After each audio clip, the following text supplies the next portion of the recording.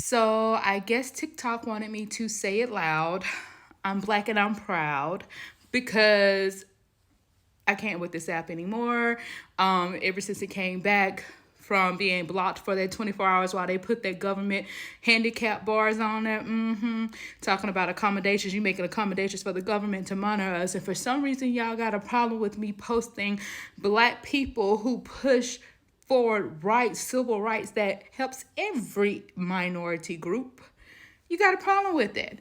So now I got to get on here with the green screen. The good news is I learned how to make a green screen. The bad news is I don't care for this app anymore.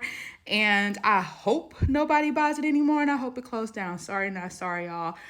I have a YouTube channel. I should be focusing on that anyways. And I know you're supposed to be boycotting Meta, but at least Meta pays me. This stupid app doesn't. And it's way more censored than Facebook and IG. Like, come on now. Anywho, enough of my rant.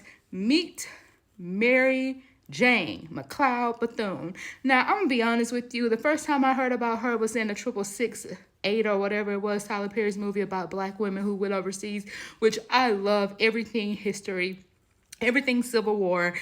Been that way since I was a child when my oldest sister was watching Schindler's List. And I was like, what? And so after that, I just been enamored with history. And I had no clue about, of course, the 666, but also Mary McLeod Bethune, who actually is a pioneer for education. She started a college.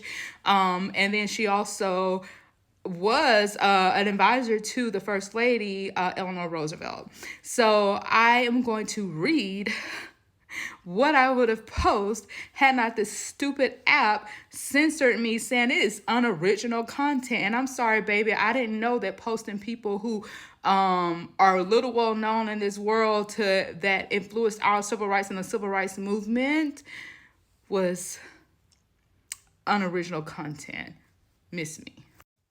So this was the original post that I put this morning before I got my knee CT. So it was definitely before 8 o'clock because I was the first patient.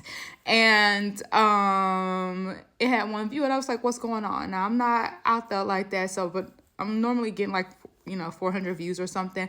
I don't know who reported it because it was doing fine for a week. And then somebody got mad that we black and proud, or we're proud of our heritage and proud of the women and the many people, men included. And I was even going to post a couple of white people who actually helped start the SCLC. So, baby, miss me. And I'm going to post with I'm black and I'm proud, even though they ain't black, because they was definitely helping black people, because ignorance is evil, racism is evil. And if you harbor any of it in your heart, guess what, boo, you're going to hell. So talk about original content. I got some for you, okay? Now, meet Mary McLeod Bethune, an education pioneer, civil rights activist, born on July 10, 1875, near Maysville, South Carolina. Bethune was the last of Samuel and Patsy McLeod's 17 children. Lord have mercy. Couldn't have been me, honey bun. Mary McLeod became one of the most important black educators, civil and women's rights leaders, and government officials of the 20th century. 20th child. The college she founded set education standards for today's black colleges, and her role as an advisor to President Franklin Delano Roosevelt of DR gave African Americans an advocate in government. And that's the role that I saw that she played in the 68666 or 6888, one of those, child. In 1904, Bethune opened a boarding school, the Daytona Beach Literary and Industrial School for training Negro girls. Eventually, Bethune's school became a college, merging with all-male Cooksman Institute to form Bethune-Cookman College in 1929, and instituted its first degrees in 1943.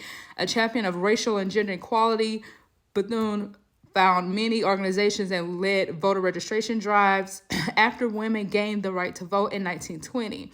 In 1924, she was elected president of the National Association of Colored Women's Club. And in 1935, she became the founding president of the National Council of Negro Women. She's a friend of Eleanor Roosevelt. She was also a friend of Eleanor Roosevelt. And in 1936, Bethune became the highest-ranking African-American woman in government, with President FDR naming her Director of Negro Affairs of the National Youth Administration. She was also nicknamed the First Lady of Black America, or African Americans. In 1940, she became vice president of the National Association for the Advancement of Colored Persons, NAACP, a position she held for the rest of her life. As a member of the advisory board in 1942, she created the Women's Army Corps. Bethune ensured it was racially integrated. Appointed by President Harry S. Truman, Bethune was the only woman of color at the founding conference of the United Nations in 1945. Bethune's life was celebrated with a memorial statue in Washington, D.C. in 1974 and a postage stamp in 1985. My birthday year.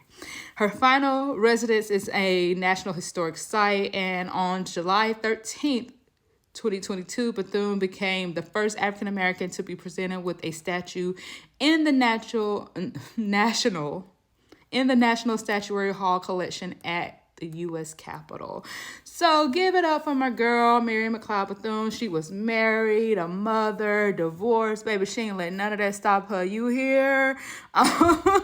She was here for her people. She was here for all people. She was here for the educated, the ignorant, although she fought for everybody.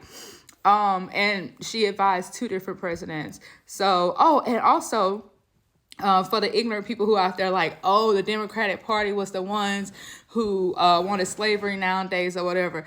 Baby, she was one of the ones who was trying to get Black people to switch over from voting for Republican to Democrat because of what happened with Lyndon B. Johnson and the switching over from the Dixiecrats to Republicans when those racist, segregist, Jim Crow supporting Democrats joined the Republican Party, which they still are in today. Tea for you. Enjoy it. Hope it was hot. Hope it burned your tongue, especially the people who have something to say that it's not original content to be posting civil rights activists during Black History Month. Miss me. Bye.